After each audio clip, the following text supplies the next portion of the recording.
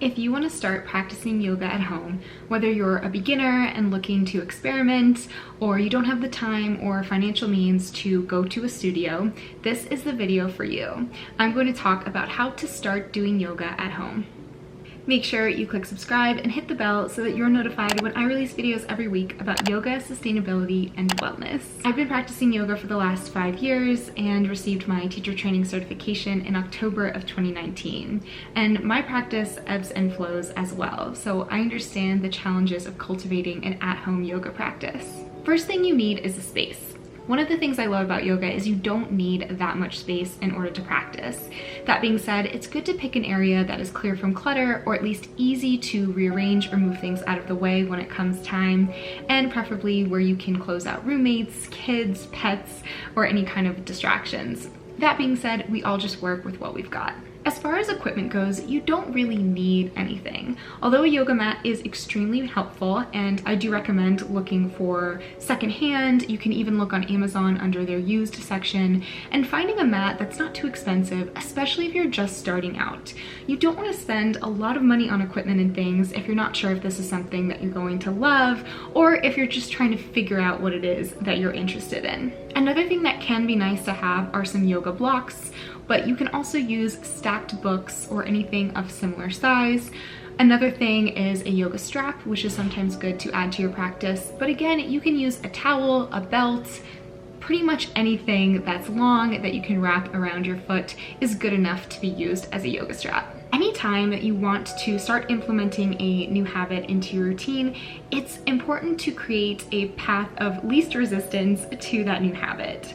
So that means, yes, creating a routine, a plan, so that you know when you're going to practice yoga and not overcommitting yourself. So instead of committing to an hour every single day, try 15 to 20 minutes 3 times a week. And one of the other things that I like to do to make it easier for me is to pick out my clothes the night before, particularly if I'm going to be practicing yoga in the morning. I also like to add alarms or reminders in my phone. I do this for bedtime as well, just saying to start getting ready for bedtime or yoga, or to start doing my yoga practice. When I first started practicing yoga, it was at home and I was a beginner. So part of what I did to start this habit was watch YouTube videos that were about 15 to 20 minutes long. So that was for a few reasons. This helps create that path of least resistance to a new habit because I didn't have to think about what kind of yoga I was practicing or what moves to implement. It took away that thinking element and I just got to follow along. If you have a practice where you feel like you know what you're doing, you're seasoned enough to know what's going to feel good for you, then do that. Do what feels good for you, what's going to be the most encouraging for your body and make you want to practice. Sometimes now I just do 15 minutes of sun salutations and call it a day. There are virtual classes that you can attend as well. Some people find this really motivating because you still get that group dynamic, but you can stay at home. Often they're less expensive than in-studio classes. So this is definitely a good option if you feel like this is something you're going to get more out of. So I also have yoga classes that I offer online. If you want to check it out, I will leave it linked down below. It's via a platform called Moxie. So you can sign up through there, create a profile, and you'll have access to so many different fitness and yoga classes. A lot of them are flex pay, mine are as well, which means you can pay as little or as much as you'd like. And I'd love to see you all sometime and make that connection with you. So definitely give it a look. And in general, I'm curious, how are you practicing yoga right now? Are you trying to head back into the studio? Are you really focused on a home practice? I assume you maybe, if you are watching this video, are you more interested in online group classes? Let me know in the comments. Coming back to your at-home yoga practice, it's really important that you stay safe and prevent any injury. So this means really listening to your body. If you are following along with a YouTube video or a class, or even doing something by yourself, you really want to make sure that you're not overdoing it. So you should be stretching to the point where you feel mild tension, but never any pain or any pinching. If you start to feel not right, if something isn't feeling good for you and it feels a little funky, gently come out of that posture, do a modification, or just skip that one. You need to listen to your body. That's one of the great benefits of doing yoga, is it does teach you to check in with yourself and to find what feels really good for you. Another thing I want to say is that your breath is the most important part. If you can breathe, you can do yoga. It's not about those physical tricks that we can do with our bodies.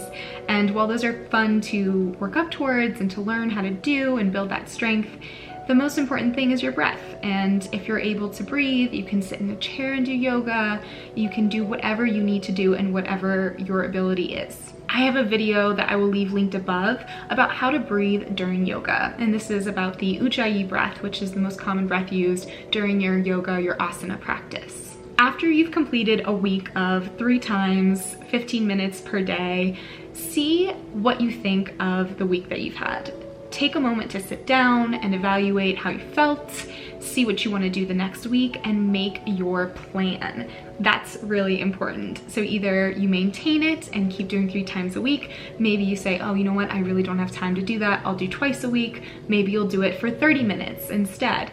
Do what you can do with your routine, your life, all of these other responsibilities we have, but just make sure you take that time to think about it. And that can be a really great motivator as well, is just thinking about the good things that are brought in with your yoga practice. And lastly, I always recommend that you end any type of yoga practice, no matter how long you practiced, with at least a couple of minutes in Shavasana, your final resting posture. So Shava means corpse.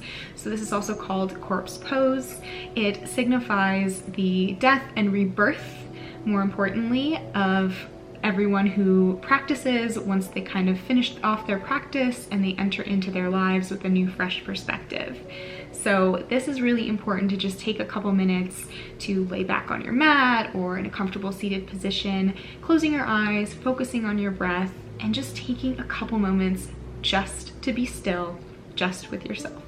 All right, everyone, I hope that you enjoyed this video and it gave you a little bit of motivation or maybe even some ideas for starting yoga at home. Please check out my link in the description below to my Moxie classes, my online classes, which are FlexPay. And hopefully I will get to make that connection with you online via a virtual class. That being said, if you did like this video, please give it a like and make sure you subscribe so you don't miss out on any of my future content. And I will hopefully see you all again very, very soon. Take care.